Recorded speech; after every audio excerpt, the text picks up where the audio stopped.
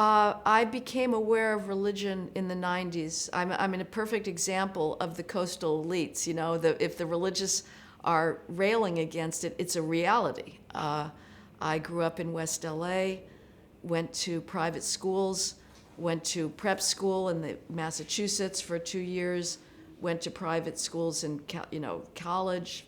Blah, blah. I was not aware of meeting anybody religious. I may have, but I didn't know. It was just not a factor.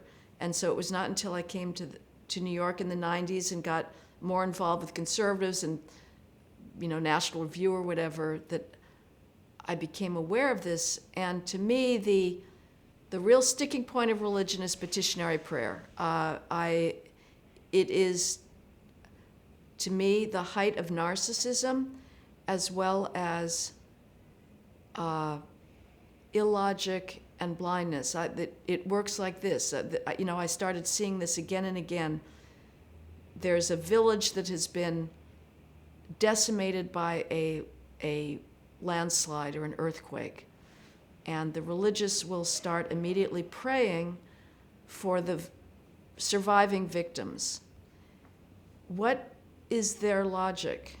That God needs reminding that there are victims that he was unaware of, but if they pray to him, okay, thanks for telling me, guys, I'll now try to save them. Now, why wouldn't he have, it would have been much more efficient to have avoided the landslide entirely. And do you think that God is a democratic politician, that the more people who pray, the more people he's going to be attentive to and will take a different course of action?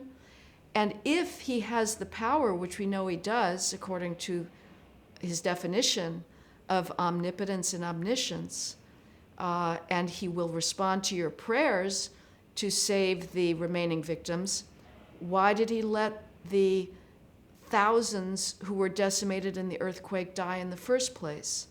But if a young child is pulled from the rubble alive, the religious will say, a miracle. God saved his life. God is good. God is merciful. What I notice is that God gets credit for the good things and never gets blamed for the bad things. I remember when John Ashcroft, the Attorney General under Bush, several years after 9/11, said, well, God has kept us safe since 9/11. Okay, if that's the case, why did he let 9/11 happen in the first place? If a human father had the attributes we ascribe to God of omniscience and omnipotence and allowed to happen to his children what God allows to happen to his alleged children of human beings, that father would be thrown in jail as a child abuser, as somebody who is not capable of being a parent. God knows that this child is going to be born with half a brain, with no lungs, will die within 3 years. He knows that, and he could prevent it, and he chooses not to.